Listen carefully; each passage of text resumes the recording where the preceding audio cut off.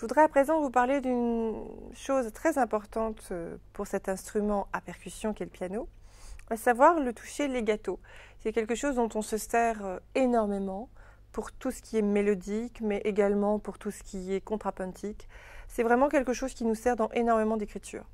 Donc pour commencer à travailler ce travail assez compliqué et qui dure toute la vie, je vous propose simplement de vous baser sur les notes les plus simples, donc pas vous poser de questions au niveau du texte, do, ré, mi, fa, sol, et on va essayer simplement de travailler en aller-retour, simplement sur ces 5 notes, pour entendre ce qu'est le legato.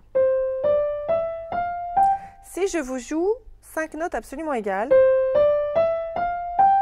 vous entendez véritablement le marteau, vous entendez 5 notes, le piano est un instrument assez parfait pour cela, les notes sont faites, on n'a pas besoin de les créer comme au violon, mais en revanche, le toucher, et en tout cas l'oreille, peut tout changer. En effet, si je veux maintenant donner une impression de legato sur ces 5 notes, il me faut 2 choses. Il me faut d'abord un toucher adéquat, et ensuite une graduation du son, c'est-à-dire le fait que chaque note doit être différente de la précédente.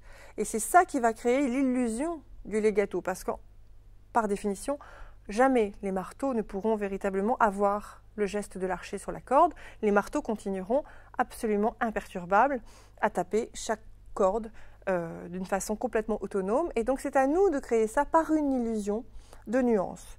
Donc on commence par la première note et on essaye de jouer la deuxième légèrement plus. Et la troisième, plus. Et la quatrième, plus. Et la cinquième encore, plus. Et on fait la même chose à l'envers, on essaye maintenant de faire un diminuendo, donc moins, mais il faut doser le poids. Si on perd trop de son tout de suite, on ne peut pas doser sur 5 notes. Donc c'est vraiment une échelle de sonorité que vous pouvez travailler en exagérant.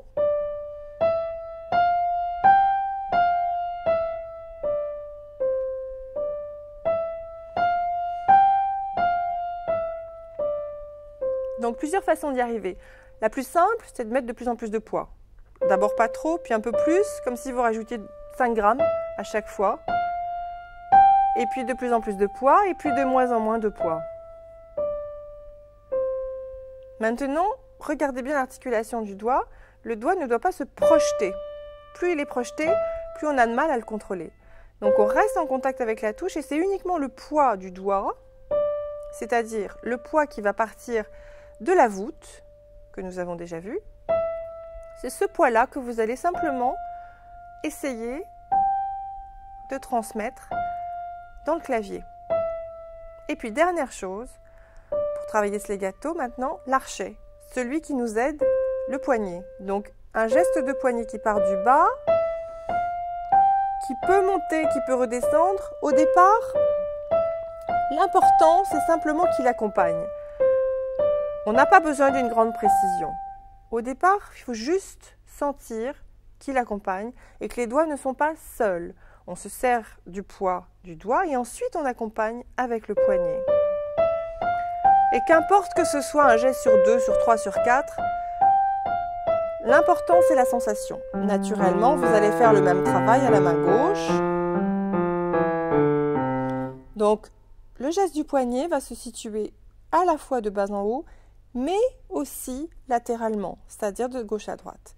Et ça, il faut que vous le travailliez à la limite sans jouer, simplement en regardant le geste gauche-droite qui ne doit naturellement pas entraîner le coude